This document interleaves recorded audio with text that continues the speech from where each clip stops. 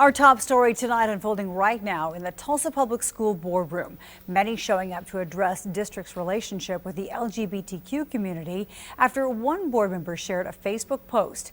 Some people saying Ilana Ashley needs to be held accountable.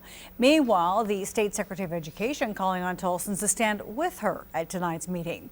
2 News Oklahoma's Jeanette Quesada has been inside the boardroom all evening and joins us from the Education Service Center with the latest. Jeanette.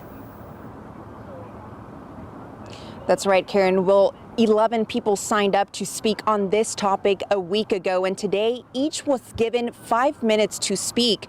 The public comments were scheduled after Laura Bellis raised concerns about social media posts made by District 4 Representative Ilana Ashley. Ashley shared a meme on her Facebook claiming that American third graders were academically behind students in China and India because they were learning about same-sex relationships. Tonight, many speakers raising their voice to ask the board to provide a safer environment for LGBTQ students. One speaker encouraged the board to hear from the students themselves. Bellis urged the board to consider engaging in training that comes from a place of understanding as they make decisions that impact their students. Another speaker sharing his personal experience, saying a safe environment for LGBTQ youth students is the key to suicide prevention.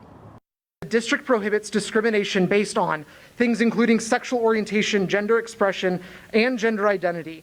And this applies to everyone, including board members, in any aspect of the district's programs or outside of school hours if the conduct affects the education or working environment.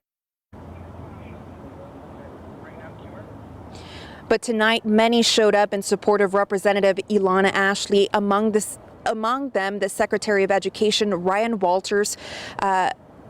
And in a statement he shared on Twitter, he said in part, "It has come to my attention that a left-wing mob is targeting Ilana Ashley for diversity, equity, and inclusion training due to pressure from outside racial groups. It would be unacceptable for the Tulsa School Board of Education to require or even entertain this type of targeting of a duty-elected school board member." The statement then concluded with Secretary Walters asking the board to not take into consideration the remarks made by those advocating for the LGBTQ community when making their decision. Now, I did step outside of the meeting as public comment was still happening. Now, that meeting has concluded for now, but we will have more information tomorrow morning at 2 News Oklahoma, and of course on our website, kjrh.com.